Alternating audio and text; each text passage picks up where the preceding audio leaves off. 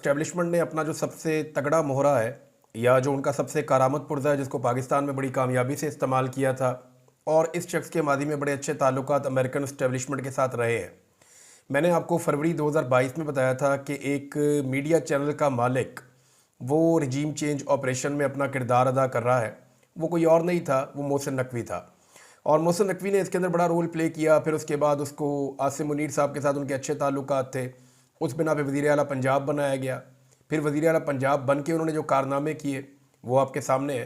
फिर उन्हें वज़ीर दाखिला बनाया गया और PMLN ये कहती है कि मोहसिन नकवी के गुनाह जो है वो हमारे खाते ना डाले जाएँ। मोहसिन नकवी का कोई सियासी करियर नहीं है, कोई पुराना सियासतदान नहीं है और ना इसने आगे सियासत करनी है। ये सिर्फ एक पुर्जे के तौर पे काम किया और चंद लोगों से अच्छे ताल्लुकात की बुनियाद के ऊपर इस टाइम में ये इक़्तिदार के अंदर आया। इसका कोई मुस्तकबिल नहीं है, जैसे कि एस्टेब्लिशमेंट के कुछ किरदार जब चले जाते हैं तो उनका कोई मुस्तकबिल नहीं होता। ये उसी तरह एक किरदार है और ये किरदार अपना टाइम पूरा करके चला जाएगा। हाँ, अगर ऐसे किसी किरदार को पाकिस्तानियों ने पकड़ लिया और पकड़ के उसको सज़ा दे दी और पाकिस्तान ने उसको मंतकी अंजाम तक पहुँचा दिया तो फिर ऐसे किरदार आना बंद हो जाएंगे। हर दौर में इस किस्म के किरदार, इस किस्म के बहरूपिये होते हैं जो आते रहते हैं भेस बदल के। लेकिन मोहसिन नकवी ने जो जुल्म का बाज़ार गर्म किया है पाकिस्तान में, उसकी कोई मिसाल मिलती नहीं है और ऐसी ऐसी चीज़ों के अंदर शामिल रहा कि अब मोहसिन नकवी को भेजा गया अमेरिका में। सबसे कारामत पुर्जा है इस वक्त एस्टेब्लिशमेंट का, सबसे बेहतरीन मोहरा है कि जाओ जाके वहाँ पे मामला ठीक करके आओ। अब तक की मेरी इतला के मुताबिक जो डोनाल्ड ट्रंप की हलफ बर्दारी है वहाँ पे तो ये पहुँच नहीं सका। बिलावल के लिए क्लेम किया जा रहा था और बड़े शद और मत के साथ लोग कह रहे थे कि बिलावल को दावत आई है, लेकिन बिलावल को कोई दावत नहीं आई, ना 3 में ना 13 में। बल्कि बिलावल की एक वीडियो गर्दिश कर रही है जिसमें अंग्रेज़ी ज़ुबान में ही बिलावल डोनाल्ड ट्रंप की बुराइयां कर रहा है। तो पहले तो इन सब ने बुराइयां की थी, एहसन इकबाल ने भी, मरियम नवाज़ ने भी, नून लीग ने, पीपल्स पार्टी ने, बिलावल ने, सब ने।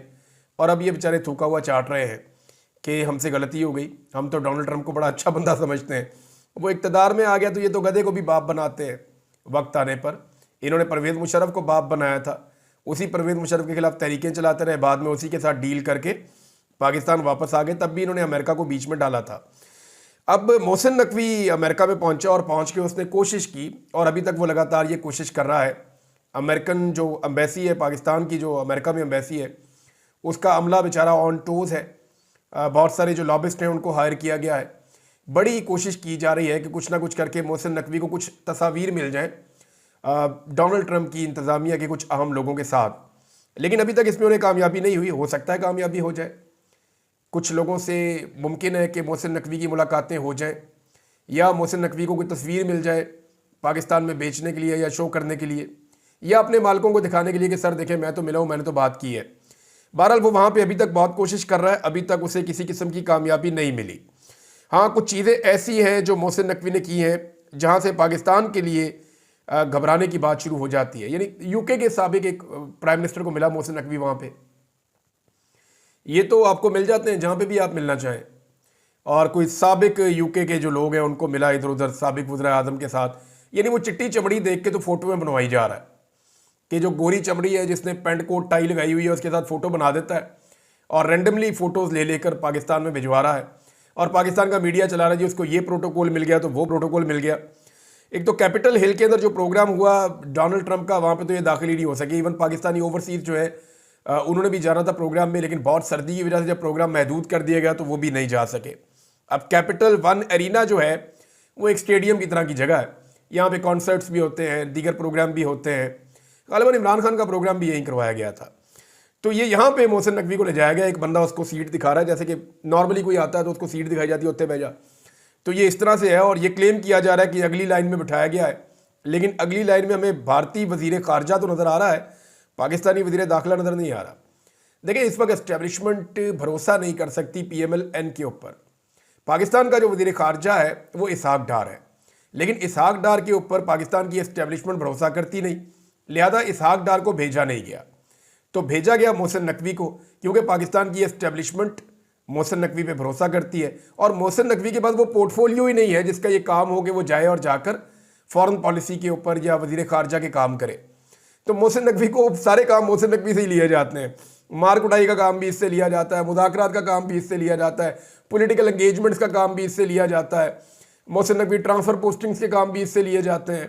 सियासतदानों की आपस में जो गवर्नमेंट की डीलिंग है वो उसमें भी इसको शामिल किया जाता है। वजीर दाखिला भी वही है, क्रिकेट बोर्ड का चेयरमैन भी वही है, अब वजीर खारजा का काम भी उससे लिया जा रहा है। तो इसहाक डार के लिए डूब मरने की बात है। वैसे डूब के इन्होंने मरना तो नहीं है, क्योंकि शहबाज शरीफ की वजारत उज़्मा का काम भी नॉर्मली मोहसिन नकवी कर रहा होता है, तो उन्हें इस बात की शर्म तो आ नहीं रही। अब ये जिस हॉल के अंदर गए हैं वहां पे इनकी फोटो तो नजर नहीं आ रही, भारतीय वजीर खारजा की फोटो सामने वो बैठे हुए वो नजर आ रही है वीडियो के अंदर, लेकिन ये लोग दिखाई नहीं दे रहे। अब पाकिस्तान ने किया क्या, इसके ऊपर आप जरा गौर करें कि ये 2 दिन पुराना एक इवेंट है जिसकी कुछ वीडियोज और तस्वीर सामने आई हैं, और ये एक ऑर्गेनाइजेशन है जिसने ये इवेंट करवाया था, जिसमें मोहसिन नकवी शामिल था। वहाँ पे डोनाल्ड ट्रंप की तारीफ़ें कर रहा था ये, और ये एंटी चाइना कोई तंजीम है जिसने ये इवेंट, जो चाइना के बहुत खिलाफ है। यानी ये जो तंजीम है इसका नाम ही अगर आप देखें तो आपको हैरत हो जाएगी। मैंने यह निकाला हुआ अपने पास, इसका नाम है जी new federal state of China. ये एक एंटी चाइना तंजीम है, पीछे इनका नाम भी लिखा हुआ है new federal state of China. वहाँ पे जनाब मोहसिन नकवी खड़ा होकर गोरी चमड़ी के साथ जो है वो हाथ शाथ मिला रहा है। एक तंजीम का इवेंट है जिसमें वो डोनाल्ड ट्रंप की तारीफ़ें कर रहा है और वहाँ से वीडियो डाल के क्लेम कर रहा है कि पता नहीं डोनाल्ड ट्रंप सामने बैठ के सुन रहा है। तो ऐसी कोई बात नहीं है, ये एंटी चाइना तंजीम है। इसके अंदर मोहसिन नकवी क्यों गया इसको ज़रा समझें।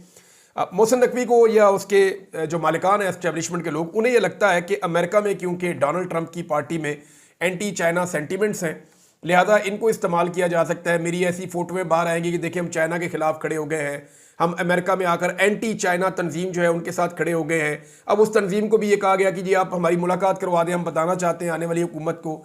तो ये इस किस्म की इन्होंने गेम डालने की कोशिश की है। इन्हें बेवकूफ़ों को ये पता नहीं है कि दुनिया की पॉलिसी तो बदल रही है ट्रंप के आने के बाद। यानी ये तो ब्लॉक्स की बात कर रहे हैं ना, यानी दुनिया 2 ब्लॉक्स में तकसीम हो जाती है ना, चाइना का ब्लॉक है, एक अमेरिका का ब्लॉक है, तो ये ब्लॉक्स की सियासत होती है। लेकिन ये ब्लॉक्स की सियासत तब होती है जब डेमोक्रेट्स आते हैं। जब जो बाइडन की हुकूमत थी तब ये ब्लॉक्स बन रहे थे कि कौन चाइना के साथ खड़ा, कौन अमेरिका के साथ खड़ा, ये चीज़ें तब हो रही थी। अब डोनाल्ड ट्रंप की हुकूमत है तो डोनाल्ड ट्रंप तो कोई नई जंग छेड़ने नहीं जा रहा, और डोनाल्ड ट्रंप जो है वो ब्लॉक्स को ख़त्म करना चाहता है, और वो इस तरह से नहीं चाहता जिस तरह जो बाइडन की हुकूमत चाहती थी। तो इस बंदे की तो पॉलिसी कुछ और है, और इन्होंने पुरानी पॉलिसी के ऊपर नए बंदे को खरीदने की कोशिश की या उसे जो है वो पसंद आने की कोशिश की। तो ऐसा तो होना नहीं है। यानी इनको भी इतनी भी समझ नहीं है कि अमेरिका की जो आने वाली इंतज़ामिया है उसकी पॉलिसी क्या होगी, उस पॉलिसी के मुताबिक हम कोई बात करें। ये फ्रस्ट्रेशन बहुत ज़्यादा है। यानी इस वक्त अगर इस हुकूमत को कह देना कि आपने फलां फलां फलां काम करने, और वो तीनों काम बहुत बुरे लगते हुए इस हुकूमत को, तो ये तीनों काम करेगी डोनाल्ड ट्रंप के कहने पर या उसके कहे बगैर भी करेगी कि किसी तरह हमारी इमरान खान से जान छुड़ा दो। देखिए मैं आपको बार बार ये बताता रहा हूं कि अगर पाकिस्तान को नुकसान हुआ तो खैर है, कोई बात नहीं है। पाकिस्तान को नुकसान 70 साल से हो रहा है और पाकिस्तान तो टूट भी गया है, लेकिन एस्टेब्लिशमेंट का इक़्तिदार पाकिस्तान के ऊपर कब्जा पूरा मजबूत है। वो कभी नहीं चाहेंगे पाकिस्तान को नुकसान पहुंच जाए, खैर है, लेकिन एस्टेब्लिशमेंट के मफादात को नुकसान नहीं पहुंचना चाहिए।